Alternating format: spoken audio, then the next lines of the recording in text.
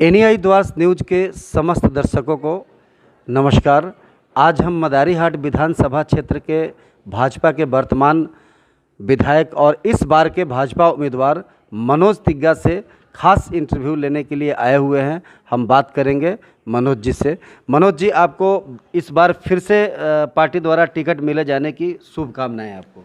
ठीक है, आप सभी को धन्यवाद। सबका सहयोग से टिकट मिला है। देखिए, विगत 5 साल 2016 में मदारीहाट विधानसभा के साधारण जनता ने हमें चुन करके विधानसभा में भेजा।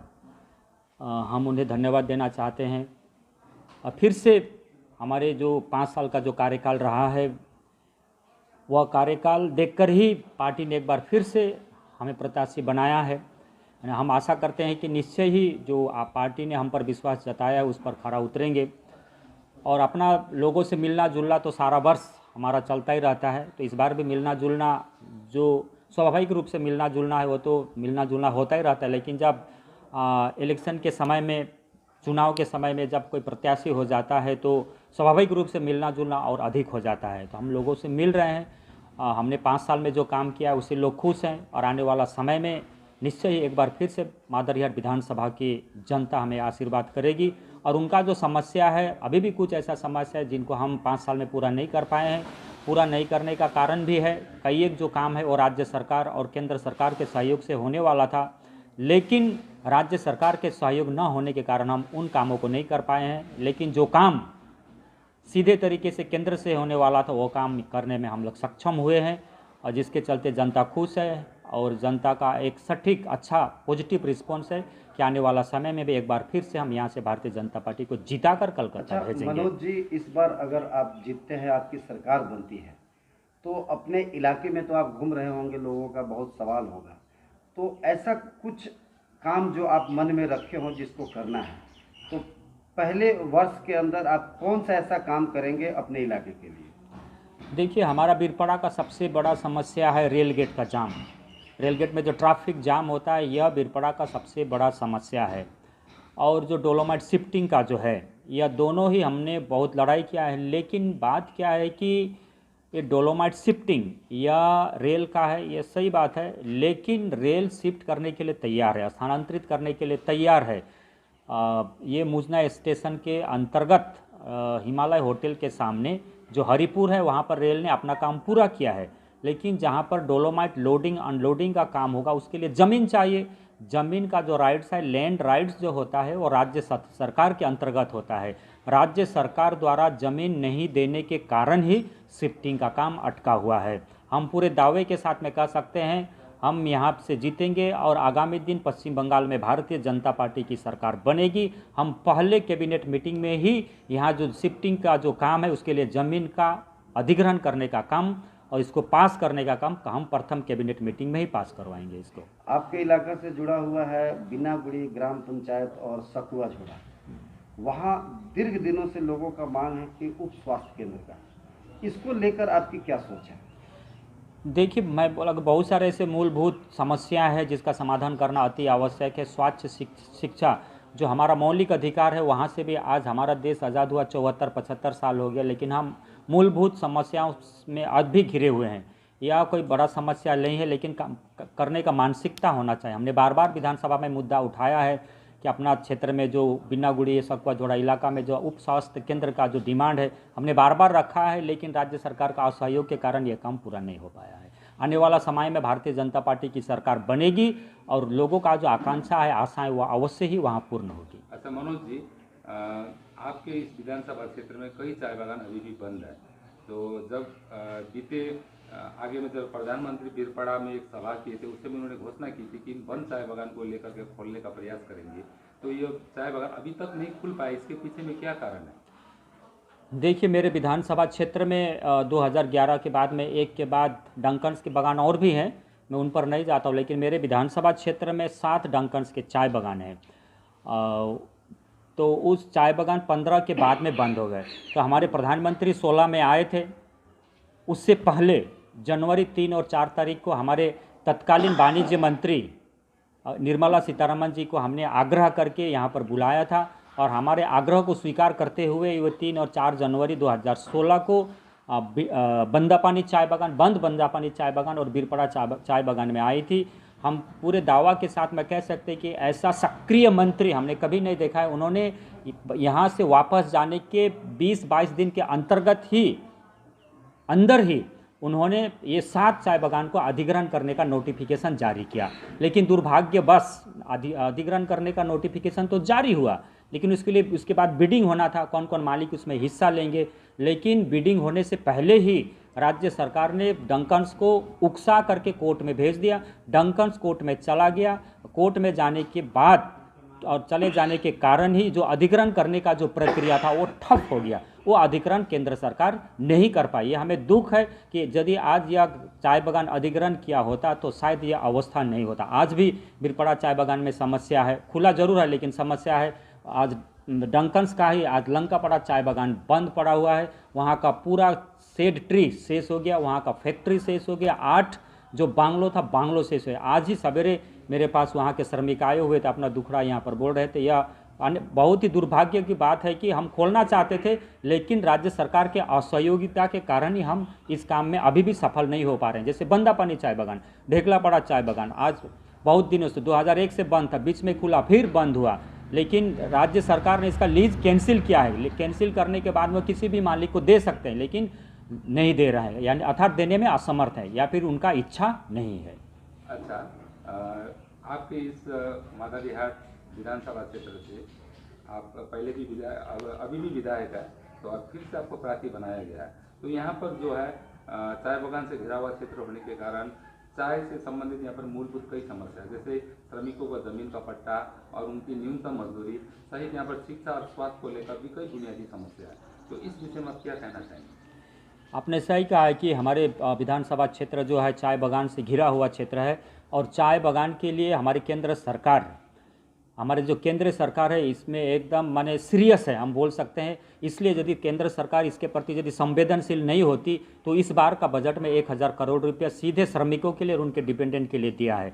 तो आने वाला समय में, क्योंकि हम लोगों ने भी विधानसभा में बार बार, मैंने खुद विधानसभा में बार बार न्यूनतम मजदूरी, बंद बागान को खोलने, ज़मीन का पट्टा, उसके बाद आपका और भी स्वास्थ्य शिक्षा के क्षेत्र में जो भी कमियां हैं चाय बागान क्षेत्र में हमने बार बार मुद्दा उठाया है, लेकिन ये राज्य सरकार विरोधी का सुनता नहीं है, सुनती नहीं है सरकार। इसलिए हमारे आवाज़ को बार बार विधानसभा में दबाने का काम हुआ है, लेकिन यह निश्चय ही दबा नहीं पाएगी। आने वाला समय में भारतीय जनता पार्टी की सरकार बनेगी और चाय बागान के लिए अलग से भारतीय जनता पार्टी की सरकार जब बनेगी उसके लिए अलग से रोड मैप तैयार है। निश्चय ही विगत जो देश स्वाधीन होने के बाद में 75 साल में जो काम चाय बागान क्षेत्र में नहीं हुआ है, जैसे कि न्यूनतम मजदूरी क्या हो, चाहे ज़मीन का पट्टा हो, चाहे स्वास्थ्य के क्षेत्र में है, चाहे शिक्षा के क्षेत्र में हो, भारतीय जनता पार्टी चाय बागान के लिए में इन मूलभूत सुविधाओं, पीने का पानी भी हो, इसमें अवश्य ही परिवर्तन आने वाला है और लोगों में परिवर्तन दिखेगा। हम लोग बार बार बोलते हैं कि केवल चेयर और झंडा का परिवर्तन होने से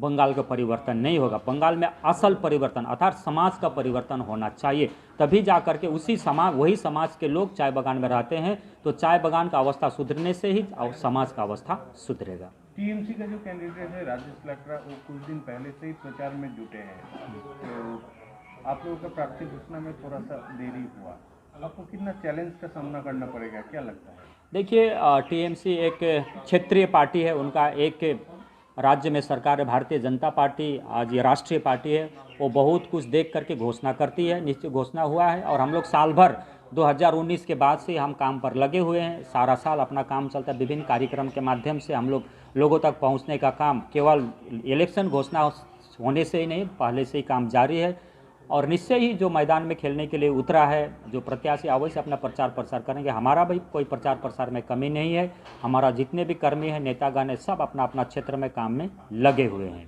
तो कितना चैलेंज का सामना करना पड़ेगा, क्या लगता है? देखिए, पूरे पश्चिम बंगाल में ही भारतीय जनता पार्टी के लिए कोई चैलेंज नहीं है, क्योंकि पश्चिम बंगाल के लोग मन बना चुके हैं कि अब यहाँ पर दुर्नीतिग्रस्त सरकार, हिंसा को सपोर्ट करने वाली सरकार, चोरी करने वाली सरकार, रास्ता चोरी करने वाले सरकार, घर चोरी करने वाले सरकार, चावल चोरी करने वाले सरकार और विशेष करके चाय बागान का जो श्रमिक का जो अधिकार है न्यूनतम मजदूरी का, उसका हनन करने वाला सरकार को यहाँ से विदाई करने के लिए पश्चिम बंगाल के साथ साथ पूरे चाय बागान गांव बस्ती का जनता तैयार है, केवल अपेक्षा कि कब वोट हो और हम इसके विरोध में वोट डाल करके इसको विदाई करें, इसकी केवल अपेक्षा में है पश्चिम बंगाल, साथ ही साथ बगान और बस्ती के जनतागण। अच्छा मनोज जी, एक महत्वपूर्ण सवाल है, यहाँ टूरिज्म का भी काफ़ी अच्छा विकल्प है, सामने जलदापाड़ा नेशनल पार्क है, टूरिज्म वगैरह को लेकर आपका क्या राय है? यहाँ बिजनेस डेवलपमेंट को लेकर क्या आपकी राय है? अरे इसके साथ साथ मनोज जी एक और प्रश्न इसी के साथ जुड़ा हुआ प्रश्न कि यहाँ पर रोजगार की काफ़ी बड़ी संभावनाएं होने के बावजूद भी इस क्षेत्र से काफ़ी युवा युवती रोजगार के लिए अन्य राज्यों में पलायन हो रहे हैं, इसका क्या कारण हो सकता है? यदि आपका जनता का आशीर्वाद आपके साथ रहता है, आपकी सरकार बनती है, तो इसको किस प्रकार से समाधान करने का प्रयास आप करेंगे? देखिए, यहाँ से जो डुअर्स के लड़के लड़कियाँ पलायन हो रहे हैं, पलायन करके कहाँ जा रहे हैं इसको देखने की बात है। उन्हीं राज्यों में जा रहे हैं जहाँ पर भारतीय जनता पार्टी की सरकार है। वह इसका मतलब क्या है, जहाँ पर भारतीय जनता पार्टी की सरकार है वहाँ रोजगार है, इसलिए लोग यहाँ से जो पलायन, चाहे बंगाल के लोग जो पलायन कर रहे हैं, वे भारतीय जनता पार्टी शासित राज्य में ही जा कर के काम कर रहे हैं। मैं फिर एक बार, इसका मतलब क्या है कि वहाँ पर रोजगार का सुविधा है। तो यहाँ पर भारतीय जनता पार्टी की जब सरकार बनेगी तो अवश्य यहाँ पर हम लोग नहीं चाहेंगे कि कोई युवा युवतियाँ अपना राज्य, अपना घर छोड़ करके अन्य राज्य में जाएं। वो सुविधा, वह विकल्प हम पश्चिम बंगाल में देंगे। और जहाँ तक टूरिज्म का सवाल है, हमने बार बार विधानसभा में जो अभी वर्तमान ये जो पर्यटन मंत्री है गौतम देव जी, उनके सामने हमें बार बार डुअर्स के टूरिज्म का और विकास करने का बात रखा है, लेकिन हमने जो जो सलाह दिया है उस पर कोई अमल नहीं हुआ है। तो हम आज आप लोगों को विश्वास दिलाना चाहते हैं कि अपना जो जलदापाड़ा जो है ये नेशनल पार्क है, इसके अलावा और भी जो यहाँ पर जो उत्तर बंगाल, इसको एक सर्कल तैयार करने का हम लोग एक निर्णय लिए हैं, ताकि जैसे मादारी हाट में हो तो टोटोपाड़ा का एक अच्छा विकल्प है, लोग टोटोपाड़ा घूमने के लिए आते हैं, वहाँ भी एक अच्छा विकल्प है टूरिस्ट एक गांव को डेवलप करने का, ताकि लोग वहाँ पर जाएं। जलदापाड़ा, उसके बाद फलाकटा, उसके बाद पूरे जो उत्तर बंगाल है उसको एक टूरिस्ट हब के रूप में हम लोग तैयार करके आने वाला समय में केवल नेशनल ही नहीं, इंटरनेशनल टूरिस्ट को भी हम यहाँ पर आकर्षित करने का पूरा प्लान भारतीय जनता पार्टी ने बना चुकी है। केवल सरकार बनने का अपेक्षा है। क्या कह रहे हैं? देखिए, तृणमूल सरकार तो विगत 10 सालों से यहाँ पर सत्ता में है, हम तो सत्ता में नहीं है, लेकिन हम केवल एक विधायक हैं और यहाँ से हम लोग MP जीते हैं। लेकिन सरकार में नहीं होने के बावजूद भी लोगों ने केंद्र सरकार के काफ़ी सारे योजनाओं से लाभान्वित हुए हैं। हम बोल सकते हैं कि आज उज्ज्वला योजना के माध्यम से, चाय बागान में लकड़ी का समस्या है, लकड़ियां नहीं मिल रहा है, लेकिन उज्ज्वला योजना के माध्यम से चाय बागान के श्रमिकों को और जितने भी गरीब महिलाएं हैं, बहनें हैं, उनको गैस मिला हुआ है। उसके बाद जनधन अकाउंट के माध्यम से हम इस कोरोना महामारी में बोलेंगे, यदि कोरोना महामारी को देखा जाए तो भारतीय जनता पार्टी का सरकार नहीं होने के बावजूद भी जो चाय बागान के जो श्रमिक हैं उनको काफ़ी लाभ हुआ है। उनको जो या और भी जो गांव बस्ती में रहने उनको भी लाभ मिला है। कार्ड में जितना उनको राशन मिलता है वो तो मिला ही, इसको छोड़ करके भी प्रत्येक कार्ड में एक एक जो राशन कार्ड होल्डर है उनको 5-5 किलो चावल मिला है 8 महीना तक फ्री में। यदि किसी का घर में 10 कार्ड हो तो उनको 50 किलो चावल मिला है। उसके बाद दाल मिला है।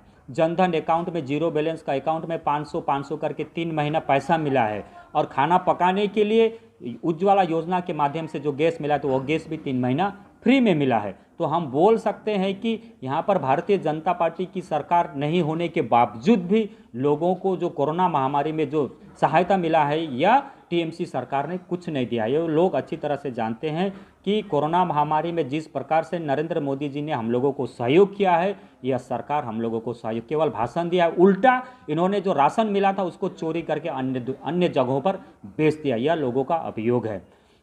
और इसके बाद केंद्र सरकार के बहुत सारे योजनाओं से भी आज हम लोग गांव बस्ती के लोग वंचित है। जैसे आयुष्मान भारत 5 लाख का जो बीमा है, इससे हम लोग वंचित है, इसको ये मिलना चाहिए। किसान सम्मान निधि है 6,000 रुपये साल में मिलना चाहिए थे, उससे भी किसान बंधु जो कृषक है वो वंचित है। आज केंद्र सरकार नहीं होती तो आज प्रधानमंत्री सड़क योजना के माध्यम से रास्ता नहीं बन पाता। आज यदि केंद्र सरकार नहीं होती तो स्वच्छ भारत अभियान के तहत प्रत्येक घर में टॉयलेट नहीं बन पाता। आज प्रधानमंत्री आवास योजना नहीं होता तो प्रधानमंत्री आवास योजना के माध्यम से लोगों को 1,20,000 का घर नहीं मिल पाता। यह समस्त योजना केंद्र सरकार का है, लेकिन दुर्भाग्य की बात यह है कि केंद्र सरकार की जितनी सारी योजनाएं उनका नाम बदल करके पश्चिम बंगाल सरकार चला रही है। जैसे प्रधानमंत्री ग्रामीण सड़क योजना को बांग्लार सड़क योजना का नाम दे करके चला रही है। आज प्रधानमंत्री आवास योजना को बांग्लार आवास योजना का नाम दे करके चला रही है। आज स्वच्छ भारत अभियान के माध्यम से जो टॉयलेट मिला है, इसको निर्मल बांग्ला अभियान के नाम से चला रही है। अर्थात हम बोलना चाहते हैं कि राज्य सरकार का से मिलने वाला कोई भी योजना, चाय बागान में काम करने वाले हों या गांव में रहने वाले हों या बस्ती में रहने वाले, उनका लाभ राज्य सरकार का किसी भी योजना से नहीं मिला है। यदि मिला है तो केंद्र सरकार की योजना से ही गांव बस्ती बागान में रहने वाली जनता को मिला है। यह जनता भली भांति जानती है कि यह सरकार केवल नाम बदलकर योजना चलाती है। आज जनता चालाक है। प्रत्येक घर में एंड्रॉयड मोबाइल है, सोशल मीडिया देखते हैं, टीवी देखते हैं, पेपर पढ़ते हैं। इसलिए और फिर से जनता को अंधकार में रख करके ठग करके ये सरकार फिर से सरकार में सत्ता में नहीं आ सकती है। आने वाले विधानसभा चुनाव के लिए आपको मंगलमय शुभकामनाएं NEI द्वास न्यूज और NBI लोकल न्यूज की तरफ से। धन्यवाद, आप सभी को धन्यवाद। जायकेदार भोजन के लिए बीरपड़ा स्थित dolphin hotel Madarihat road near park के सामने आप हर तरह के व्यंजन का स्वाद ले सकते हैं। नमस्ते, मैं डॉल्फिन होटल का ओनर विनोद राय। में बीरपड़ा में जो डॉल्फिन होटल है, आप लोग इस रास्ता से गुजरे तो आने का कृपा करें। आप लोग का हर वैरायटी का टेस्ट मिलेगा, वेज नॉन वेज और तंदूरी आइटम भी मिलेगा। आप लोग एक बार आने का कृपा करें। एक बार आएगा तो आप ऐसा टेस्ट देंगे कि आप जिंदगी भर याद रखेगा और दोबारा पक्का यहाँ आएगा, मेरे को पूर्ण विश्वास है। नमस्ते।